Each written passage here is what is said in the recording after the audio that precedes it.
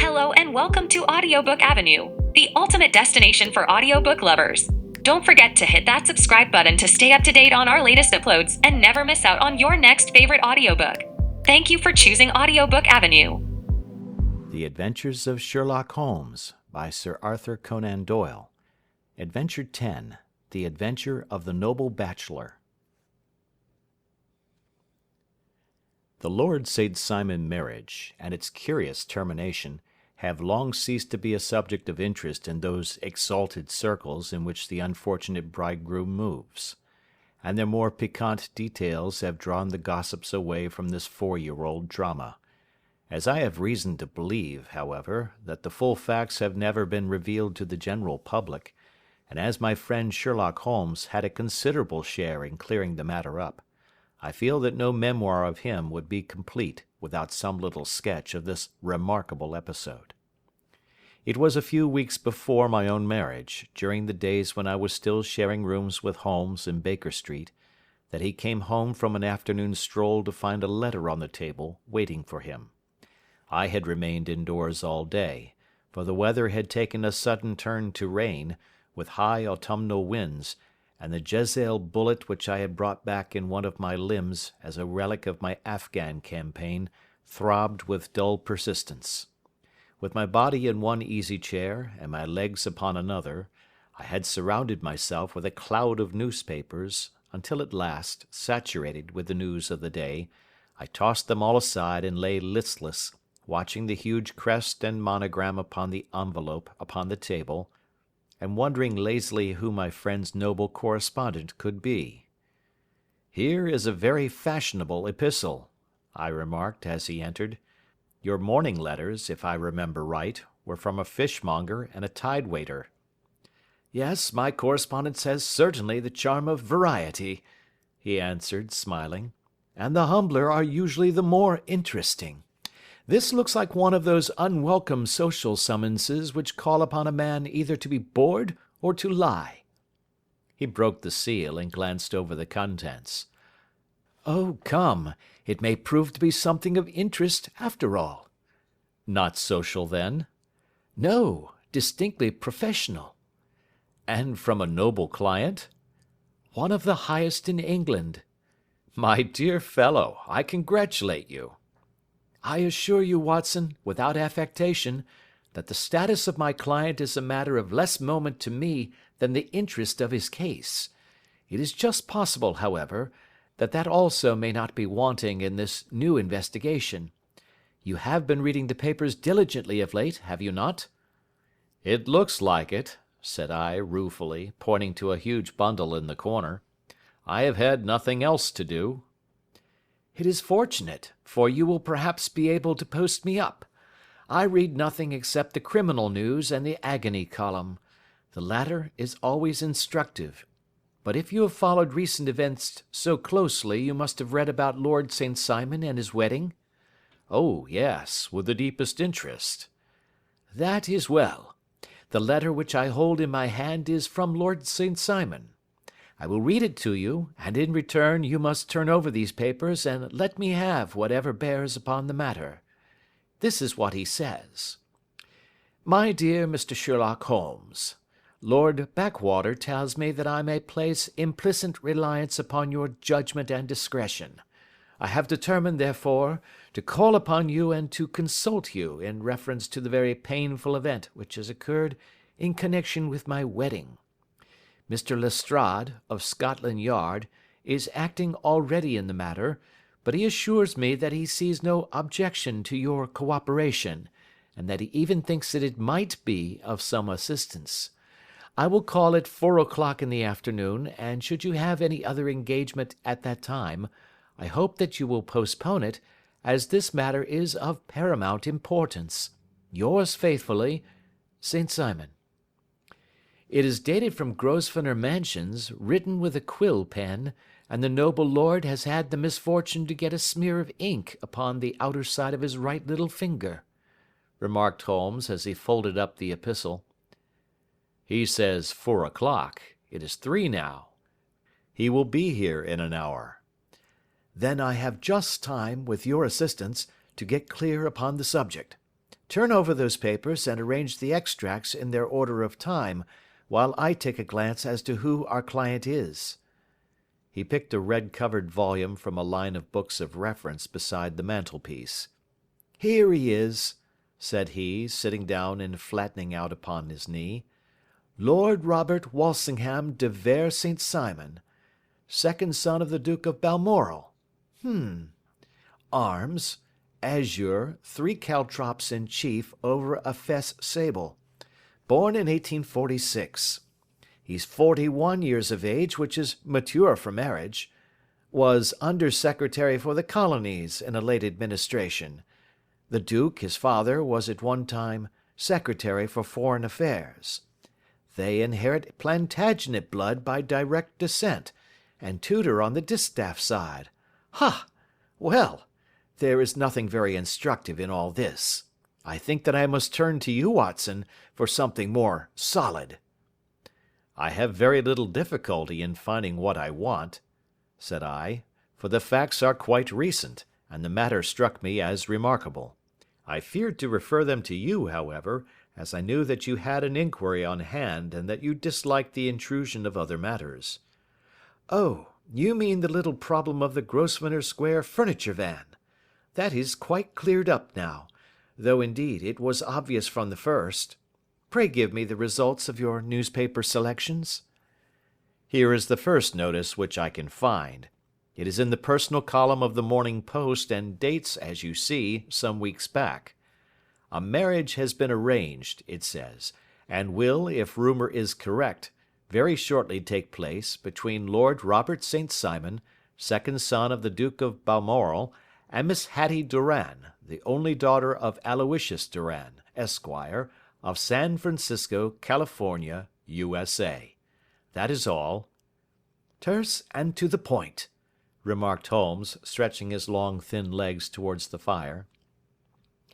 "There was a paragraph amplifying this in one of the society papers of the same week.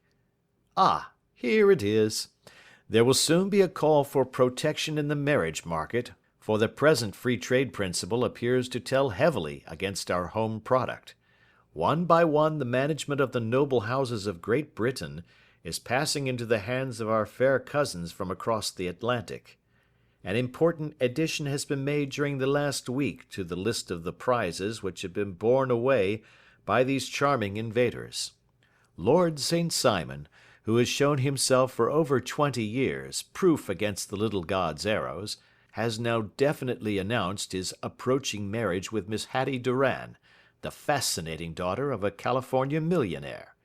Miss Doran, whose graceful figure and striking face attracted much attention at the Westbury House festivities, is an only child, and is currently reported that her dowry will run to considerably over the 6 figures, with expectancies for the future. As it is an open secret that the Duke of Balmoral has been compelled to sell his pictures within the last few years, and as Lord St. Simon has no property of his own save the small estate of Birchmoor, it is obvious that the Californian heiress is not the only gainer by an alliance which will enable her to make the easy and common transition from a Republican lady to a British peeress. "Anything else?" asked Holmes, yawning. "Oh, yes, plenty. Then there is another note in the Morning Post to say that the marriage would be an absolutely quiet one, that it would be at St. George's, Hanover Square, that only half a dozen intimate friends would be invited, and that the party would return to the furnished house at Lancaster Gate which has been taken by Mr. Aloysius Doran. 2 days later, that is, on Wednesday last, there is a curt announcement that the wedding had taken place, and that the honeymoon would be passed at Lord Backwater's place, near Petersfield. Those are all the notices which appeared before the disappearance of the bride." "Before the what?" asked Holmes with a start. "The vanishing of the lady." "When did she vanish, then?" "At the wedding breakfast." "Indeed! This is more interesting than it promised to be. Quite dramatic, in fact." "Yes, it struck me as being a little out of the common." "They often vanish before the ceremony, and occasionally during the honeymoon, but I cannot call to mind anything quite so prompt as this. Pray let me have the details." "I warn you that they are very incomplete." "Perhaps we might make them less so." "Such as they are set forth in a single article of a morning paper of yesterday, which I will read to you. It is headed, 'Singular Occurrence at a Fashionable Wedding.' The family of Lord Robert St. Simon has been thrown into the greatest consternation by the strange and painful episodes which have taken place in connection with his wedding. The ceremony, as shortly announced in the papers of yesterday, occurred on the previous morning, but it is only now that it has been possible to confirm the strange rumours which have been so persistently floating about. In spite of the attempts of the friends to hush the matter up, so much public attention has now been drawn to it that no good purpose can be served by affecting to disregard what is a common subject for conversation.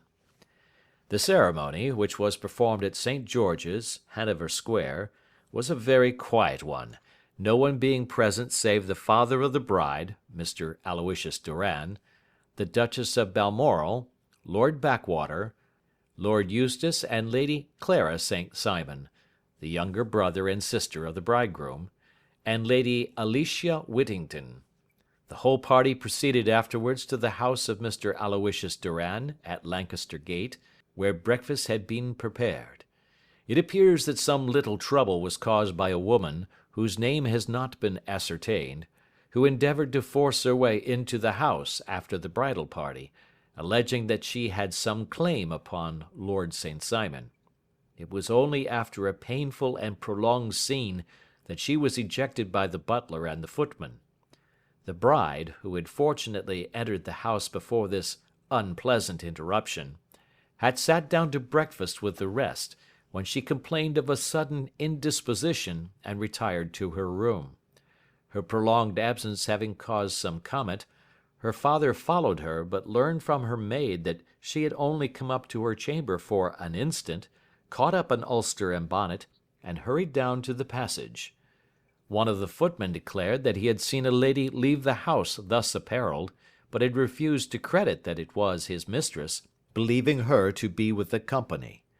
On ascertaining that his daughter had disappeared, Mr. Aloysius Doran, in conjunction with the bridegroom, instantly put themselves in communication with the police, and very energetic inquiries are being made, which will probably result in a speedy clearing up of this very singular business. Up to a late hour last night, however, nothing had transpired as to the whereabouts of the missing lady. There are rumours of foul play in the matter, and it is said that the police have caused the arrest of the woman who had caused the original disturbance, in the belief that, from jealousy or some other motive, she may have been concerned in the strange disappearance of the bride. And is that all? Only one little item in another of the morning papers, but it is a suggestive one. And it is? That Miss Flora Millar, the lady who had caused the disturbance, has actually been arrested. It appears that she was formerly a danseuse at the Allegro, and that she has known the bridegroom for some years. There are no further particulars, and the whole case is in your hands now, so far as it has been set forth in the public press. And an exceedingly interesting case it appears to be. I would not have missed it for worlds. But there is the ring at the bell, Watson, and as the clock makes it a few minutes after 4, I have no doubt that this will prove to be our noble client. Do not dream of going, Watson, for I very much prefer having a witness, if only as a check to my own memory. Lord Robert St. Simon, announced our page boy, throwing open the door. A gentleman entered, with a pleasant, cultured face, high-nosed and pale, with something perhaps of petulance about the mouth, and with the steady, well-opened eye of a man whose pleasant lot it had ever been to command and to be obeyed. His manner was brisk, and yet his general appearance gave an undue impression of age, for he had a slight forward stoop and a little bend of the knees as he walked. His hair, too, as he swept off his very curly-brimmed hat, was grizzled round the edges and thin upon the top. As to his dress, It was careful to the verge of foppishness, with high collar, black frock coat, white waistcoat, yellow gloves, patent leather shoes, and light-coloured gaiters. He advanced slowly into the room, turning his head from left to right, and swinging in his right hand the cord which held his golden eyeglasses. "Good day, Lord St. Simon," said Holmes, rising and bowing. "Pray take the basket chair. This is my friend and colleague, Dr. Watson. Draw up a little to the fire, and we will talk this matter over." "A most painful matter to me, as you might most readily imagine, Mr. Holmes. I have been cut to the quick. I understand that you have already managed several delicate cases of this sort, sir, though I presume that they were hardly from the same class of society." "No, I am descending." "I beg pardon?" "My last client of the sort was a king." "Oh, really? I had no idea. And which king?" "The king of Scandinavia." "What? Had he lost his wife?" "You can understand," said Holmes suavely, "that I extend to the affairs of my other clients the same secrecy which I promise to you in yours." "Of course. Very right. Very right. I'm sure I beg pardon. As to my own case, I am ready to give you any information which may assist you in forming an opinion." "Thank you. I have already learned all that is in the public prints, nothing more. I presume that I may take it as correct, this article, for example, as to the disappearance of the bride?" Lord St. Simon glanced over it. "Yes, it is correct, as far as it goes." "But it needs a great deal of supplementing before anyone could offer an opinion. I think that I may arrive at my facts most directly by questioning you." "Pray do so." "When did you first meet Miss Hatty Doran?" "In San Francisco, a year ago." "You were travelling in the States?" "Yes." "Did you become engaged then?" "No." "But you were on a friendly footing?" "I was amused by her society, and she could see that I was amused." "Her father is very rich?" "He is said to be the richest man on the Pacific slope." "And how did he make his money?"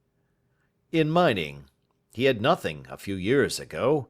Then he struck gold, invested it, and came up by leaps and bounds." "Now, what is your own impression as to the young lady's, your wife's, character?" The nobleman swung his glasses a little faster and stared down into the fire. "You see, Mr. Holmes," said he, "my wife was 20 before her father became a rich man. During that time she ran free in a mining camp, and wandered through woods or mountains, so that her education has come from nature rather than from the schoolmaster. She is what we call in England a tomboy, with a strong nature, wild and free, unfettered by any sort of traditions. She is impetuous, volcanic, I was about to say. She is swift in making up her mind and fearless in carrying out her resolutions. On the other hand, I would not have given her the name which I have the honour to bear," he gave a little stately cough, "had I not thought her to be at bottom a noble woman. I believe that she is capable of heroic self-sacrifice, and that anything dishonourable would be repugnant to her." "Have you her photograph?" "I brought this with me." He opened a locket and showed us the full face of a very lovely woman. It was not a photograph, but an ivory miniature, and the artist had brought out the full effect of the lustrous black hair, the large dark eyes, and the exquisite mouth. Holmes gazed long and earnestly at it. Then he closed the locket and handed it back to Lord St. Simon. "The young lady came to London then, and you renewed your acquaintance?" "Yes, her father brought her over for this last London season. I met her several times, became engaged to her, and have now married her." "She brought, I understand, a considerable dowry?" "A fair dowry. Not more than is usual in my family. And this, of course, remains to you, since the marriage is a fait accompli? I really have made no inquiries on the subject. Very naturally not. Did you see Miss Doran on the day before the wedding? Yes. Was she in good spirits? Never better. She kept talking of what we should do in our future lives. Indeed, that is very interesting. And on the morning of the wedding? She was as bright as possible, at least until after the ceremony. And did you observe any change in her then? Well, to tell the truth, I saw then the first signs that I had ever seen, that her temper was just a little sharp. The incident, however, was too trivial to relate, and can have no possible bearing upon the case. Pray let us have it for all that. Oh, it is childish. She dropped her bouquet as we went towards the vestry. She was passing the front pew at the time, and it fell over into the pew. There was a moment's delay, but the gentleman in the pew handed it up to her again, and it did not appear to be the worse for the fall. Yet when I spoke to her of the matter, she answered me abruptly, and in the carriage on our way home she seemed absurdly agitated over this trifling cause. Indeed, you say that there was a gentleman in the pew. Some of the general public were present, then? Oh, yes, it is impossible to exclude them when the church is open. This gentleman was not one of your wife's friends? No, no. I call him a gentleman by courtesy, but he was quite a common-looking person. I hardly noticed his appearance. But really I think that we are wandering rather far from the point. Lady St. Simon, then, returned from the wedding in a less cheerful frame of mind than she had gone to it. What did she do on re-entering her father's house? I saw her in conversation with her maid. And who is her maid? Alice is her name. She is an American and came from California with her. A confidential servant? A little too much so. It seemed to me that her mistress allowed her to take great liberties. Still, of course, in America they look upon these things in a different way. How long did she speak to this Alice? Oh, a few minutes. I had something else to think of. You did not overhear what they said? Lady St. Simon said something about jumping a claim. She was accustomed to use slang of the kind. I have no idea what she meant. American slang is very expressive sometimes. And what did your wife do when she finished speaking to her maid? She walked into the breakfast room. On your arm? No, alone. She was very independent in little matters like that. Then, after we had sat down for 10 minutes or so, she rose hurriedly, muttered some words of apology, and left the room. She never came back. But this maid, Alice, as I understand, deposes that she went to her room, covered her bride's dress with a long ulster, put on a bonnet, and went out. Quite so. And she was afterwards seen walking into Hyde Park in company with Flora Millar, a woman who is now in custody, and who had already made a disturbance at Mr. Doran's house that morning. Ah, yes. I should like a few particulars as to this young lady, and your relations to her. Lord St. Simon shrugged his shoulders and raised his eyebrows. We have been on a friendly footing for some years. I may say on a very friendly footing. She used to be at the Allegro. I have not treated her ungenerously, and she had no just cause of complaint against me, but you know what women are, Mr. Holmes. Flora was a dear little thing, but exceedingly hot-headed and devotedly attached to me. She wrote me dreadful letters when she heard that I was about to be married, and, to tell the truth, the reason why I had the marriage celebrated so quietly was that I feared lest there might be a scandal in the church. She came to Mr. Doran's door just after we returned, and she endeavoured to push her way in, uttering very abusive expressions towards my wife, and even threatening her, but I had foreseen the possibility of something of the sort, and I had 2 police fellows there in private clothes who soon pushed her out again. She was quiet when she saw that there was no good in making a row." "Did your wife hear all this?" "No, thank goodness, she did not." "And she was seen walking with this very woman afterwards?" "Yes, that is what Mr. Lestrade, of Scotland Yard, looks upon as so serious. It is thought that Flora decoyed my wife out and laid some terrible trap for her." "Well, it is a possible supposition." "You think so, too?" "I did not say a probable one.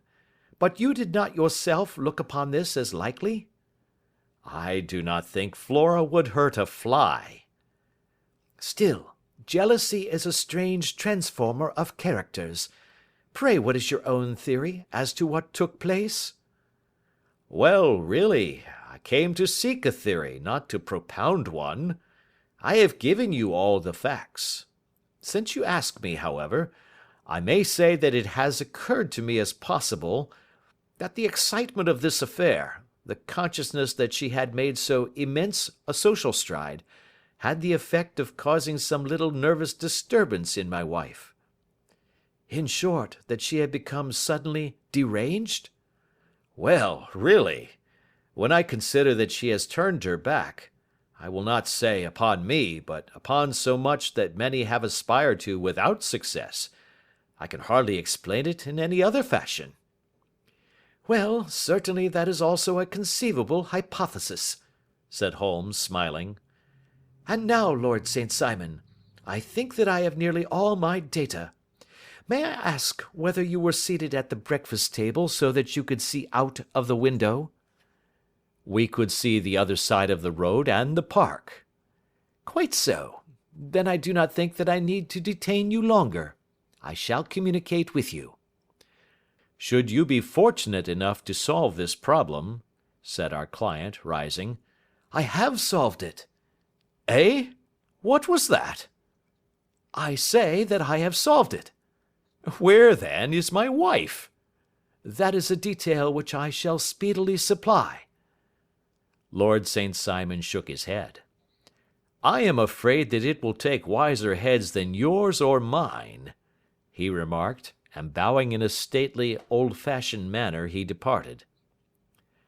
"It is very good of Lord St. Simon to honour my head by putting it on a level with his own," said Sherlock Holmes, laughing. "I think that I shall have a whisky and soda and a cigar after all this cross-questioning. I had formed my conclusions as to the case before our client came into the room." "My dear Holmes!" "I have notes of several similar cases, though none, as I remarked before, which were quite as prompt. My whole examination served to turn my conjecture into a certainty. Circumstantial evidence is occasionally very convincing, as when you find a trout in the milk, to quote Thoreau's example." "But I have heard all that you have heard." "Without, however, the knowledge of pre-existing cases which serves me so well. There was a parallel instance in Aberdeen some years back, and something on very much the same lines at Munich the year after the Franco-Prussian War. It is one of these cases. But hello, here is Lestrade.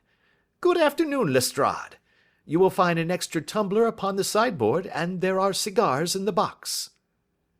The official detective was attired in a pea-jacket and cravat, which gave him a decidedly nautical appearance, and he carried a black canvas bag in his hand. With a short greeting, he seated himself and lit the cigar which had been offered to him. "What's up, then?" asked Holmes, with a twinkle in his eye. "You look dissatisfied." "And I feel dissatisfied. It is this infernal St. Simon marriage case. I can make neither head nor tail of the business." "Really, you surprise me." "Who ever heard of such a mixed affair? Every clue seems to slip through my fingers. I have been at work upon it all day." "And very wet it seems to have made you," said Holmes, laying his hand upon the arm of the pea-jacket. "Yes, I have been dragging the Serpentine." "In heaven's name, what for?" In search of the body of Lady St. Simon." Sherlock Holmes leaned back in his chair and laughed heartily. "Have you dragged the basin of Trafalgar Square fountain?" he asked. "Why? What do you mean?" "Because you have just as good a chance of finding this lady in the one as in the other." Lestrade shot an angry glance at my companion. "I suppose you know all about it," he snarled. "Well, I have only just heard the facts, but my mind is made up." "Oh, indeed. Then you think that the Serpentine plays no part in the matter?" "I think it very unlikely." "Then perhaps you will kindly explain how it is that we found this in it?" He opened his bag as he spoke, and tumbled onto the floor a wedding dress of watered silk, a pair of white satin shoes, and a bride's wreath and veil, all discolored and soaked in water. "There," said he, putting a new wedding ring upon the top of the pile, "there is a little nut for you to crack, Master Holmes."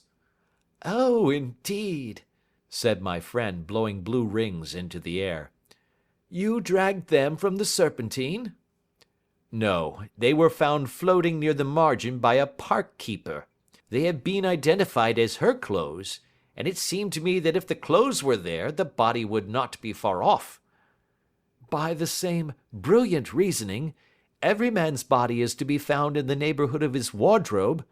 And, pray, what did you hope to arrive at through this?" "At some evidence implicating Flora Millar in the disappearance." "I'm afraid that you will find it difficult." "Are you indeed now?" cried Lestrade with some bitterness. "I am afraid, Holmes, that you are not very practical with your deductions and your inferences. You have made 2 blunders in as many minutes. This dress does implicate Miss Flora Millar." "And how?" "In the dress is a pocket. In the pocket is a card case. In the card case is a note. And here is the very note." He slapped it down upon the table in front of him. "Listen to this. 'You will see me when all is ready. Come at once. F.H.M.' Now, my theory all along has been that Lady St. Simon was decoyed away by Flora Millar, and that she, with confederates no doubt, was responsible for her disappearance. Here, signed with her initials, is the very note which was no doubt quietly slipped into her hand at the door, and which lured her within their reach." "Very good, Lestrade," said Holmes, laughing. "You really are very fine indeed. Let me see it." He took up the paper in a listless way, but his attention instantly became riveted, and he gave a little cry of satisfaction. "This is indeed important," said he. "Ha! You find it so?" "Extremely so. I congratulate you warmly." Lestrade rose in his triumph and bent his head to look. "Why," he shrieked, "you're looking at the wrong side." "On the contrary, this is the right side." "The right side? You're mad. Here is the note written in pencil over here." "And over here is what appears to be the fragment of a hotel bill, which interests me deeply." "There's nothing in it. I looked at it before," said Lestrade. "October 4th, rooms 8 shillings, breakfast 2 shillings 6 pence, cocktail 1 shilling, lunch 2 shillings 6 pence, glass sherry 8 pence. I see nothing in that." "Very likely not. It is most important all the same. As to the note, it is important also, or at least the initials are, so I congratulate you again." "I've wasted time enough," said Lestrade, rising. "I believe in hard work and not in sitting by the fire spinning fine theories. Good day, Mr. Holmes, and we shall see which gets to the bottom of the matter first." He gathered up the garments, thrust them into the bag, and made for the door. "Just one hint to you, Lestrade," drawled Holmes before his rival vanished. "I will tell you the true solution of the matter. Lady St. Simon is a myth. There is not, and there never has been any such person." Lestrade looked sadly at my companion. Then he turned to me, tapped his forehead 3 times, shook his head solemnly, and hurried away. He had hardly shut the door behind him when Holmes rose to put on his overcoat. "There is something in what the fellow says about outdoor work," he remarked. "So I think, Watson, that I must leave you to your papers for a little." It was after 5 o'clock when Sherlock Holmes left me, but I had no time to be lonely, for within an hour there arrived a confectioner's man with a very large flat box. This he unpacked with the help of a youth whom he had brought with him, and presently, to my very great astonishment, a quite epicurean little cold supper began to be laid out upon our humble lodging-house mahogany. There were a couple of brace of cold woodcock, a pheasant, a pâté de foie gras pie with a group of ancient and cobwebby bottles. Having laid out all these luxuries, my 2 visitors vanished away, like the genii of the Arabian Nights, with no explanation save that the things had been paid for and were ordered to this address. Just before 9 o'clock, Sherlock Holmes stepped briskly into the room. His features were gravely set, but there was a light in his eye which made me think that he had not been disappointed in his conclusions. "They have laid the supper, then," he said, rubbing his hands. "You seem to expect company. They have laid for 5. "Yes, I fancy we may have some company dropping in," said he. "I am surprised that Lord St. Simon has not already arrived. Ha! I fancy that I hear his step now upon the stairs." It was indeed our visitor of the afternoon who came bustling in, dangling his glasses more vigorously than ever, and with a very perturbed expression upon his aristocratic features. "My messenger reached you, then?" asked Holmes. "Yes, and I confess that the contents startled me beyond measure. Have you good authority for what you say?" "The best possible." Lord St. Simon sank into a chair and passed his hand over his forehead. "What will the Duke say," he murmured, "when he hears that one of the family has been subjected to such humiliation?" "It is the purest accident. I cannot allow that there is any humiliation." "Ah, you look on these things from another standpoint." "I fail to see that anyone is to blame. I can hardly see how the lady could have acted otherwise, though her abrupt method of doing it was undoubtedly to be regretted. Having no mother, she had no one to advise her at such a crisis."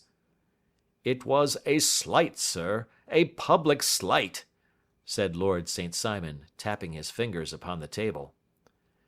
"You must make allowance for this poor girl, placed in so unprecedented a position." "I will make no allowance. I am very angry indeed, and I have been shamefully used." "I think that I heard a ring," said Holmes. "Yes, there are steps on the landing. If I cannot persuade you to take a lenient view of the matter, Lord St. Simon, I have brought an advocate here who may be more successful." He opened the door and ushered in a lady and gentleman. "Lord St. Simon," said he, "allow me to introduce you to Mr. and Mrs. Francis Hay Moulton. The lady, I think, you have already met." At the sight of these newcomers, our client had sprung from his seat and stood very erect, with his eyes cast down and his hand thrust into the breast of his frock coat, a picture of offended dignity. The lady had taken a quick step forward and had held out her hand to him, but he still refused to raise his eyes. It was as well for his resolution, perhaps, for her pleading face was one which it was hard to resist. "You're angry, Robert," said she. "Well, I guess you have every cause to be." "Pray make no apology to me," said Lord St. Simon bitterly. "Oh, yes, I know that I have treated you real bad and that I should have spoken to you before I went, but I was kind of rattled, and from the time when I saw Frank here again, I just didn't know what I was doing or saying. I only wonder I didn't fall down and do a faint right there before the altar." Perhaps, Mrs. Moulton, you would like my friend and me to leave the room while you explain this matter?" "If I may give an opinion," remarked the strange gentleman, "we've just had a little too much secrecy over this business already. For my part, I should like all Europe and America to hear the rights of it." He was a small, wiry, sunburnt man, clean-shaven, with a sharp face and alert manner.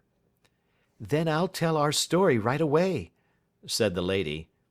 "Frank here and I met in '84, in McQuire's camp near the Rockies, where Pa was working a claim. We were engaged to each other, Frank and I, but then one day Father struck a rich pocket and made a pile, while poor Frank here had a claim that petered out and came to nothing.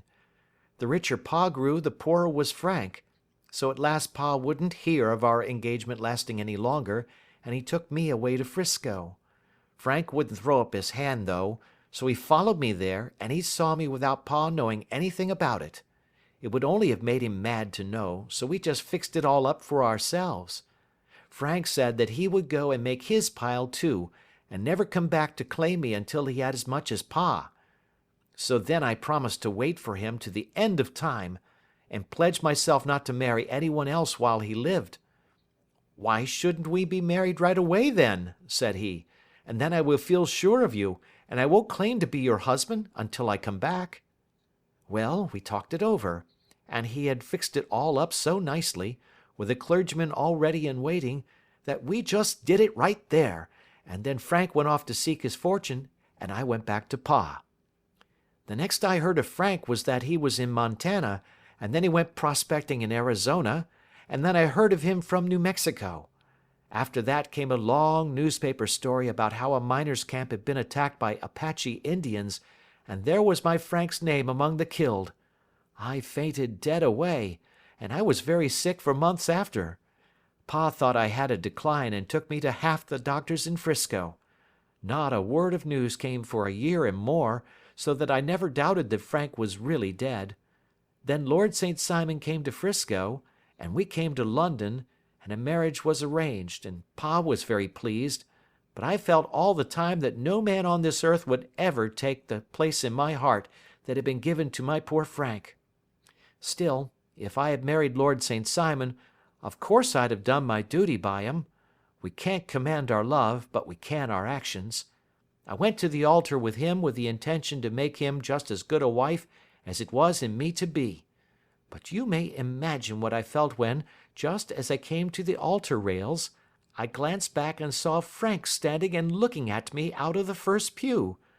I thought it was his ghost at first, but when I looked again, there he was still, with a kind of question in his eyes, as if to ask me whether I was glad or sorry to see him. I wonder I didn't drop. I know that everything was turning round, and the words of the clergyman were just like the buzz of a bee in my ear. I didn't know what to do.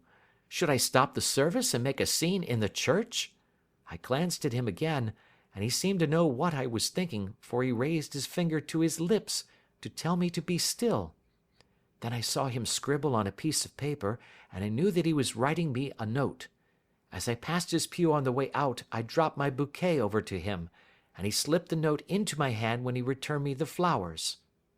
It was only a line asking me to join him when he made the sign to me to do so.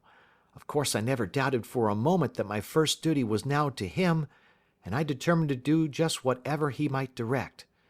When I got back, I told my maid, who had known him in California, and had always been his friend. I ordered her to say nothing but to get a few things packed and my ulster ready. I know I ought to have spoken to Lord St. Simon, but it was dreadful hard before his mother and all those great people. I just made up my mind to run away and explain afterwards. I hadn't been at the table 10 minutes before I saw Frank out of the window at the other side of the road. He beckoned to me and then began walking into the park. I slipped out, put on my things, and followed him. Some woman came talking something or other about Lord St. Simon to me. Seemed to me from the little I heard as if he had a little secret of his own before marriage also. But I managed to get away from her, and soon overtook Frank. We got into a cab together, and away we drove to some lodgings he had taken in Gordon Square, and that was my true wedding after all those years of waiting. Frank had been a prisoner among the Apaches, had escaped, come on to 'Frisco, found that I had given him up for dead and had gone to England, followed me there, and had come upon me at last on the very morning of my second wedding. I saw it in a paper, explained the American. It gave the name and the church, but not where the lady lived. Then we had a talk as to what we should do, and Frank was all for openness. But I was so ashamed of it all that I felt as if I should like to vanish away and never see any of them again. Just sending a line to Pa, perhaps, to show him that I was alive. It was awful to me to think of all those lords and ladies sitting round that breakfast table and waiting for me to come back. So Frank took my wedding clothes and things and made a bundle of them, so that I should not be traced, and dropped them away somewhere where no one could find them. It is likely that we should have gone on to Paris tomorrow, only that this good gentleman, Mr. Holmes, came round to us this evening, though how he found us is more than I can think, and he showed us very clearly and kindly that I was wrong and that Frank was right, and that we should be putting ourselves in the wrong if we were so secret. Then he offered to give us a chance of talking to Lord St. Simon alone, and so we came right away round to his rooms at once. Now, Robert, you have heard it all, and I am very sorry if I have given you pain, and I hope that you do not think very meanly of me. Lord St. Simon had by no means relaxed his rigid attitude, but had listened with a frowning brow and a compressed lip to this long narrative. "Excuse me," he said, "but it is not my custom to discuss my most intimate personal affairs in this public manner." Then you won't forgive me? You won't shake hands before I go? "Oh, certainly, if it would give you any pleasure." He put out his hand and coldly grasped that which she extended to him. I had hoped, suggested Holmes, that you would have joined us in a friendly supper. "I think that there you ask a little too much," responded his lordship. "I may be forced to acquiesce in these recent developments, but I can hardly be expected to make merry over them. I think that with your permission I will now wish you all a very good night." He included us all in a sweeping bow, and stalked out of the room. Then I trust that you at least will honour me with your company, said Sherlock Holmes.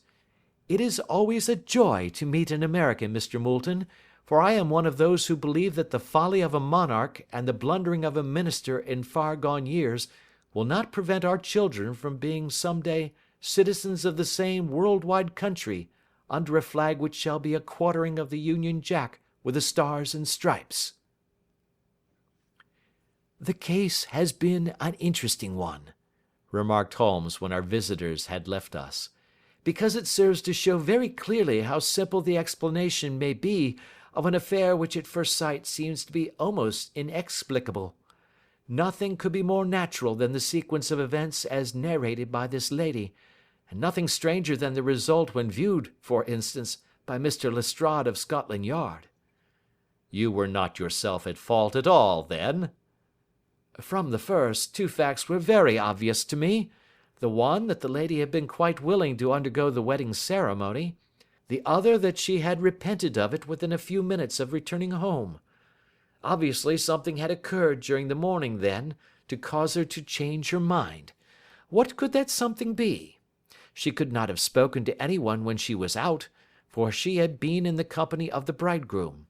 Had she seen someone, then? If she had, it must be someone from America, because she had spent so short a time in this country that she could hardly have allowed anyone to acquire so deep an influence over her that the mere sight of him would induce her to change her plans so completely.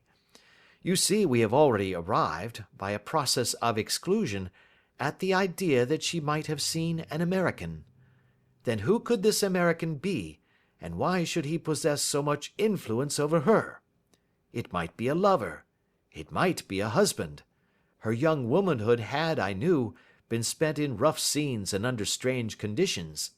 So far I had got before I ever heard Lord St. Simon's narrative. When he told us of a man in a pew, of the change in the bride's manner, of so transparent a device for obtaining a note as the dropping of a bouquet, of her resort to her confidential maid, and of her very significant allusion to claim jumping, which in miners' parlance means taking possession of that which another person has a prior claim to, the whole situation became absolutely clear. She had gone off with a man, and the man was either a lover or a previous husband, the chances being in favour of the latter. And how in the world did you find them? It might have been difficult, but friend Lestrade held information in his hands the value of which he did not himself know. The initials were, of course, of the highest importance, but more valuable still was it to know that within a week he had settled his bill at one of the most select London hotels. How did you deduce the select? By the select prices. 8 shillings for a bed and 8 pence for a glass of sherry pointed to one of the most expensive hotels. There are not many in London which charge at that rate. In the second one which I visited in Northumberland Avenue, I learned by an inspection of the book that Francis H. Moulton, an American gentleman, had left only the day before, and on looking over the entries against him, I came upon the very items which I had seen in the duplicate bill. His letters were to be forwarded to 226 Gordon Square, so thither I travelled, and being fortunate enough to find the loving couple at home, I ventured to give them some paternal advice, and to point out to them that it would be better in every way that they should make their position a little clearer both to the general public and to Lord St. Simon in particular. I invited them to meet him here, and, as you see, I made him keep the appointment. But with no very good result, I remarked. His conduct was certainly not very gracious. Ah, Watson, said Holmes, smiling, perhaps you would not be very gracious either, if, after all the trouble of wooing and wedding, you found yourself deprived in an instant of wife and of fortune. I think that we may judge Lord St. Simon very mercifully, and thank our stars that we are never likely to find ourselves in the same position. Draw your chair up, and hand me my violin, for the only problem we have still to solve is how to while away these bleak autumnal evenings. End of Adventure 10. Thank you for listening to the audiobook on at Audiobook Avenue. Don't forget to subscribe to the channel to stay up to date on new releases.